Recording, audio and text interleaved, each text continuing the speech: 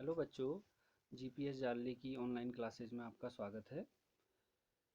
आज हम पाठ एक सीखेंगे, जैसा सवाल वैसा जवाब का दूसरा हिस्सा। पहले हिस्से में आप इस पाठ को संक्षेपण करना बहुत अच्छी तरीके से सीख चुके हैं। आज हम इस पाठ में आए हुए कुछ कठिन शब्दों के बारे में जान लेते हैं। तो कठिन शब्द हैं, इनको आप नोट कर लीजिए। 3-3 बार अपनी कॉपी में इनको लिखना है आपने।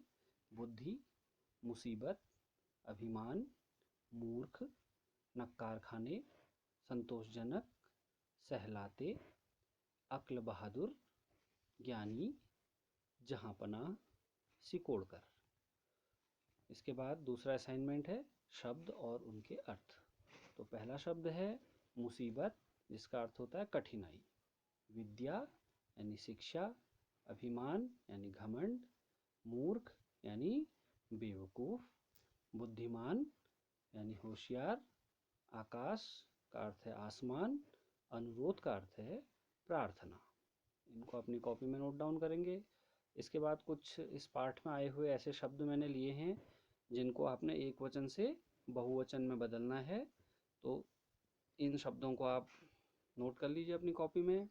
मंत्री का मंत्रियों, मुसीबत मुसीबतों, बालक बालकों, दरबारी दरबारियों, मुश्किल मुश्किलों, पगड़ी पगड़ियों, प्रश्न प्रश्नों, छड़ी छड़ियों, भेड़ भेड़ों, जगह जगहों, जवाब जवाबों। तो इनको आप लिख लेंगे। इसके बाद अगला असाइनमेंट है विलोम शब्द। तो इस पाठ में आए हुए कुछ विलोम शब्दों को आप अपनी कॉपी में लिख लें। पसंद का विलोम नापसंद, मूर्ख का विलोम ज्ञानी, संतोष का विलोम असंतोष, लंबी का विलोम चौड़ी, विश्वास का विलोम अविश्वास, संदेह का स्पष्ट, अनुरोध का विलोम जबरदस्ती। तो इनको आप लिख लेंगे। फिर हम इस पाठ में आए हुए प्रश्न उत्तरों की तरफ चलते हैं। तो इस पाठ में आए हुए कुछ प्रश्न मैंने निकाले हैं। थोड़े ज़्यादा प्रश्न हैं लेकिन बहुत छोटे छोटे हैं। इनको आप पाठ के हिसाब से जवाब देंगे। कहानी आप सब लोगों को पता ही है। पहला प्रश्न है, बादशाह अकबर का कौन सा मंत्री सबसे ज़्यादा बुद्धिमान था? तो कौन सा मंत्री था सबसे बुद्धिमान? हाँ, बीरबल सबसे बुद्धिमान था। इसे आप लिखेंगे उसी के हिसाब से। अकबर का कौन सा मंत्री बीरबल से जलता था? तो ख्वाजा सरा जो थे वो बीरबल से जलते थे। तो आपने यहाँ पे लिखना है। ख्वाजा सरा ने बीरबल को मूर्ख साबित करने के लिए क्या युक्ति बनाई? तो क्या युक्ति बनाई थी? उन्होंने 3 जो थे बेहुदा से प्रश्न जो हैं वो एक कागज़ में लिख के अकबर को दिए थे और बोला इसे आप बीरबल से भरे दरबार में पूछेंगे। तो इसके बाद अगला प्रश्न है, अकबर ने बीरबल से पहला प्रश्न क्या पूछा था? तो पहला प्रश्न क्या पूछा था कि इस धरती का केंद्र कहाँ पर स्थित है? इसके बाद अगला प्रश्न है, बीरबल ने पहले प्रश्न का क्या उत्तर दिया था? तो क्या उत्तर दिया था?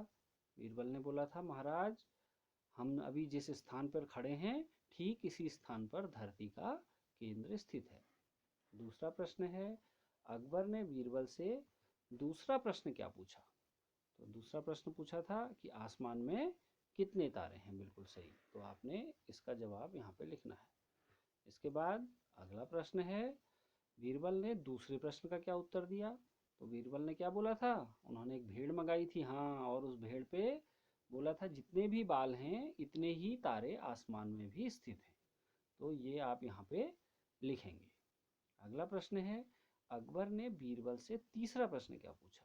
तो तीसरा प्रश्न अकबर ने बीरबल से पूछा कि इस पृथ्वी की धरती की जनसंख्या कितनी है? और लास्ट प्रश्न है, बीरबल ने तीसरे प्रश्न का क्या उत्तर दिया? तो बीरबल ने तीसरे प्रश्न का उत्तर दिया था कि धरती की जनसंख्या को गिनना मुश्किल है, इसलिए आप सारे लोगों को एक जगह अगर ख्वाजा सरा इकट्ठा कर दें तो मैं उन्हें गिनकर ठीक ठीक बता दूंगा। तो इस तरीके से आपने इन 9 प्रश्नों का उत्तर देना है और मुझे मेरे व्हाट्सएप नंबर पर शेयर करना है। और हाँ, आपने राइटिंग बहुत अच्छी बनानी है, लेख का विशेष ध्यान रखना है बच्चों, ठीक है? Okay, thank you.